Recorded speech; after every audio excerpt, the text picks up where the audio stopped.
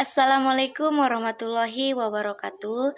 Perkenalkan, nama saya Neka Fatmala Sari Harahap.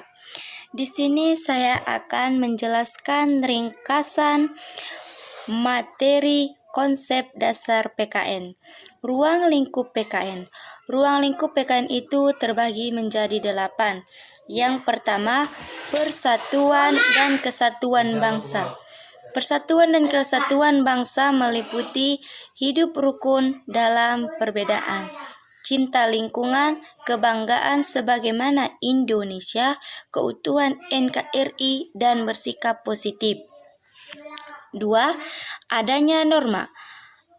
Adanya norma, hukum, dan peraturan meliputi tertib dalam kehidupan keluarga, tata tertib di sekolah, norma yang berlaku di masyarakat, norma-norma dalam kehidupan bangsa.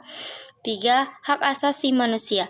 Hak asasi manusia meliputi hak dan kewajiban anak, hak dan kewajiban anggota masyarakat, penghormatan dan perlindungan hak asasi manusia. Yang keempat, adanya kebutuhan warga negara. Adanya kebutuhan warga negara itu meliputi gotong royong, kemerdekaan mengeluarkan pendapat, menghargai keputusan bersama. Dan yang kelima, konstitusi negara. Konstitusi negara itu meliputi proklamasi kemerdekaan. Yang keenam, adanya kekuasaan politik. Adanya kekuasaan politik meliputi pemerintah desa dan kecamatan, pemerintah daerah dan otonomi, pemerintah pusat, demokrasi, dan sistem politik. Yang ketujuh, dalam membahas tentang Pancasila meliputi kedudukan Pancasila, pengalaman nilai-nilai Pancasila. Yang kedelapan ataupun yang terakhir adalah adanya globalisasi.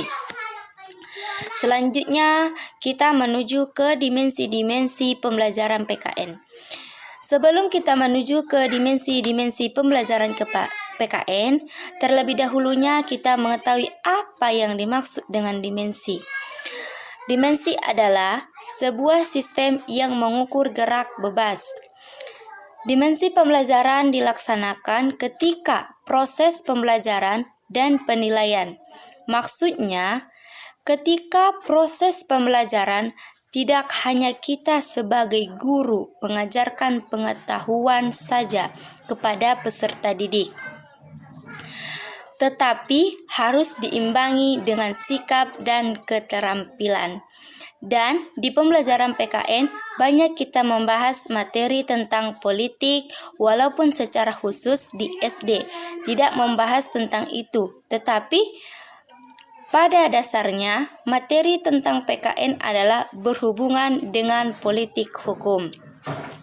Dan yang dimaksud dengan keterampilan itu adalah untuk menyiapkan peserta didik yang cinta bangsa Indonesia dan bisa ikut serta dalam memajukan bangsa, paling tidak memajukan masyarakat setempat. Sekarang kita menuju dalam perbagian dimensi pembelajaran PKN, yang mana dimensi pembelajaran PKN itu terbagi menjadi 3. Yang pertama, A. Dimensi pengetahuan kewarganegaraan, civic knowledge, mencakup politik, hukum, dan normal. B. Dimensi keterampilan kewarganegaraan, civic skill, meliputi keterampilan partisipasi. C. Dimensi nilai-nilai kewarganegaraan, civic values, meliputi percaya diri, komitmen, religius, dan moral. Dan yang dimaksud dengan religius itu adalah sikap perilaku kita yang patuh akan ajaran agama yang dianut masing-masing.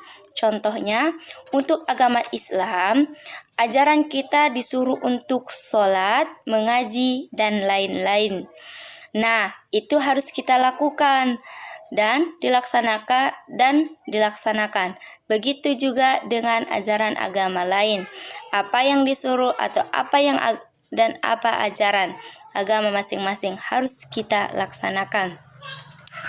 Dan ketiga dimensi kajian atau berkaitan erat dengan materi pendidikan kewarganegaraan. Semuanya terpadu dan saling berkaitan dan berhubungan antara satu dengan yang lainnya.